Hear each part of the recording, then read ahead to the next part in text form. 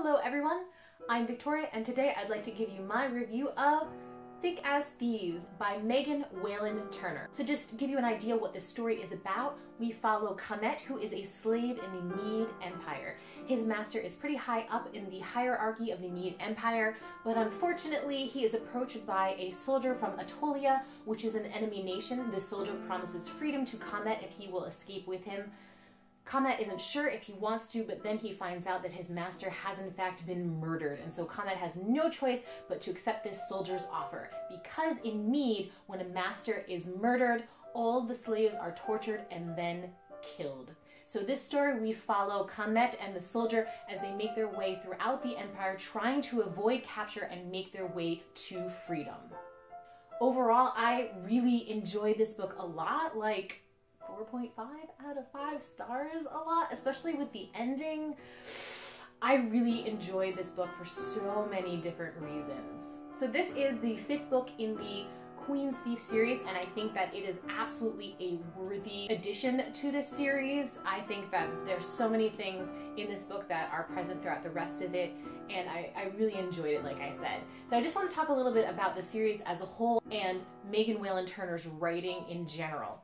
So this series is very much unlike a lot of other YAs out there. I think that it is a lot more subtle and clever and worth your time and investment, which you really need to do for this. Megan Whalen Turner's writing is extremely complex in that her plotting is often full of plot twists and her characters are often layered and not exactly what you thought they were in the beginning. So as a reader, you really have to pay attention to what is on the page, kind of sift through the words, read between the lines to figure out exactly what is occurring and what characters are actually about.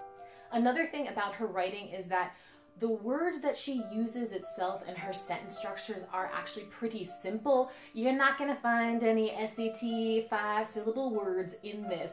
But again, despite the fact that the language itself is kind of simple, everything else is complex. The characters are complex, the themes that are talked about it in this are complex, and again, the plots with those plot twists are pretty exciting and interesting. So in this book specifically, getting back to this, we deal with kind of the issue of slavery, which I haven't really seen dealt with in any other YA before.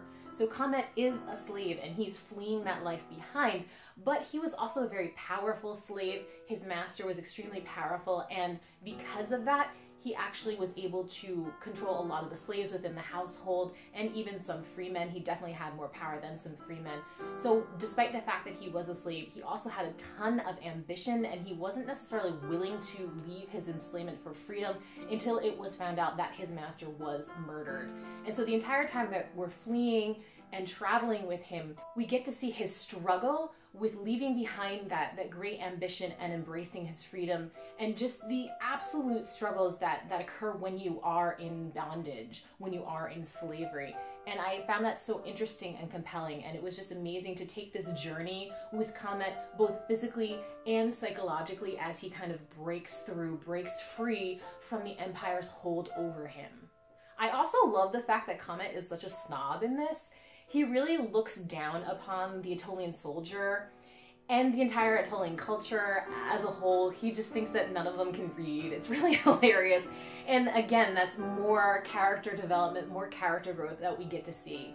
So again, if you want something that is complex and that is going to make you work a little bit, then I recommend this. I think it's absolutely worth it.